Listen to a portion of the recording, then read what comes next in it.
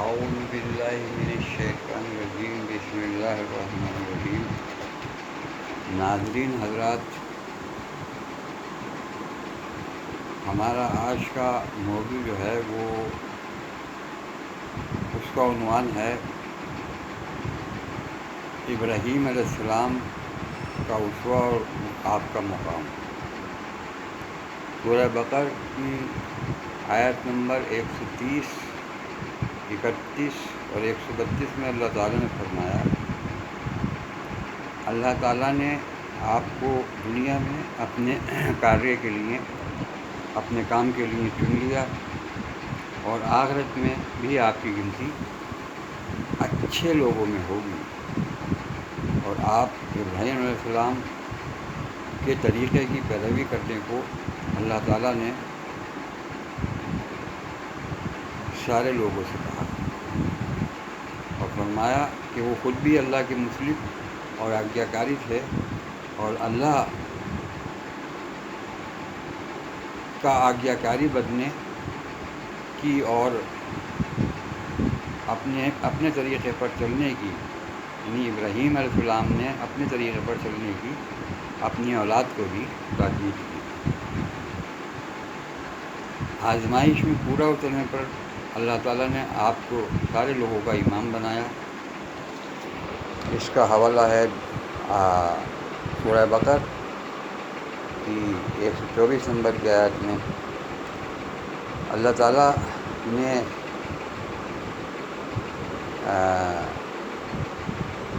ابراہیم علیہ السلام نے ایک خواب دیکھا تھا، جس کا ذکر سورہ بقرہ کی آیت نمبر 125 میں ہے۔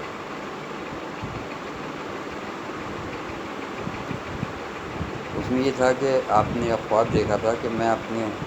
بیٹے کو ذبح کر رہا ہوں۔ تو آپ یہ سمجھے کہ یہ جو خواب ہے ہو سکتا ہے کہ یہ اللہ کا حکم ہو، اور پھر اس خواب کا تذکرہ ذکر اپنے بیٹے اسماعیل علیہ السلام سے کیا، تو انہوں نے اس کے جواب میں کہا کہ آپ کو جو حکم ہوا ہے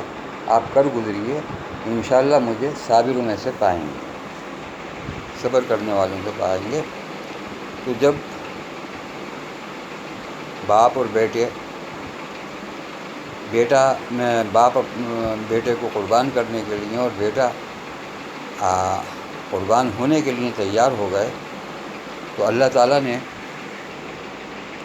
انہیں یہ کہتے ہوئے روک دیا، وحی کے ذریعے سے حکم فرمایا، اور جس میں کہ آپ کو اس عمل سے، یعنی کہ بیٹے کو قربان ذبح کرنے کے عمل سے روکنے کا حکم دیا، اور کہا کہ تم تو خواب کو ہی سچ کر دکھائے دے رہے تھے۔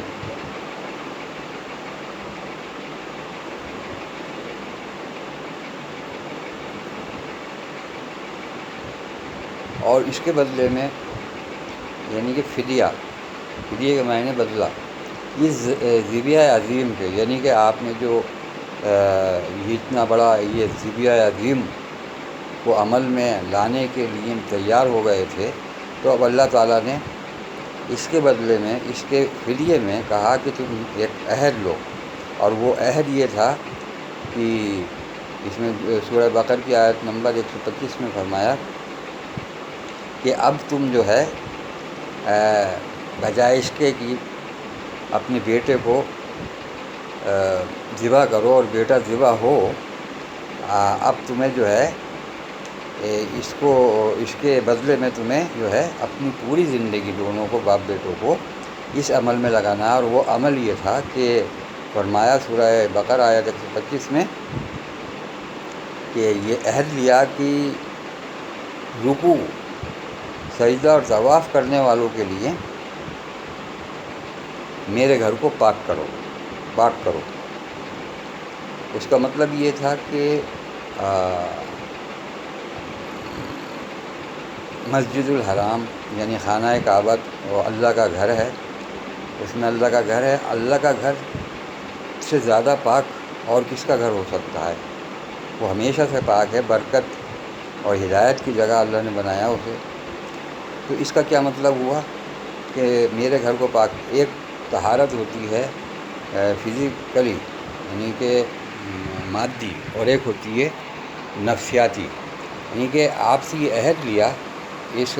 فرمان کا یہ مطلب ہے کہ میں رکوع کرنے والوں کے لیے، رکوع، طواف، سجدہ اور اعتکاف کرنے والوں کے لیے میرے گھر کو پاک کرو گے، تو اس کا مطلب یہ ہوا کہ جو لوگ یہاں آ رہے ہیں حج اور عمرہ کرنے کے لیے، رکوع، سجدہ، طواف اور اعتکاف کرنے کے لیے یہاں پر آ رہے ہیں، ان کو وہ جو ان کی نفسیات میں جو گندگی بھری ہوئی ہے، شرک کی گندگی بھری ہوئی ہے، ان کو جو ہے پاک، اس سے ان کی نفس کو پاک کرو. یعنی سائیکلوجی طور پر، نفسیاتی طور پر جو ان کے اندر، ان کے ذہنوں میں گندگی ہے کہ ایک تصور یہ ہے کہ خانہ کعبہ میں 360 بت رکھے ہوئے تھے اور ننگے طواف ہو رہے تھے، تو یہ کتنی بڑی توہین کی بات ہے اللہ کے گھر کی، کہ اللہ کا گھر توحید کا جو مرکز ہے، وہاں پر کبھی بھی بت جو ہے نہیں رکھے جا سکتے، کوئی گنجائش ہی نہیں ہے، نہ اللہ تعالیٰ ایسا کرے گا کہ وہاں پر بت رکھوائے، کسی کی ضرورت نہیں ہے کہ وہاں پر بت رکھے، وہ تو اللہ کا گھر ہے، وہ توحید کا مرکز ہے، تو وہاں پر شرک کا کیا کام یا بتوں کا کیا کام. تو یہ جو ہے یہ ہمارے ذہنوں میں یہ جو شرک کی گندگی بھری ہوئی ہے، تو اللہ تعالیٰ نے اس کا کہا جو لوگ یہاں پر آ رہے ہیں رکوع، سجدہ، طواف اور اعتکاف کرنے کے لیے، ان کی نفسیات کو، ان کی سائیکلوجی کو، ان کے ذہنوں کو شرک کی گندگی سے پاک کرو گے. اب تمہیں جو ہے اس کام کے لیے اپنی پوری زندگی قربان کرنا ہوگی. یہ تھی اصل قربانی. انشاءاللہ ابراہیم علیہ السلام کے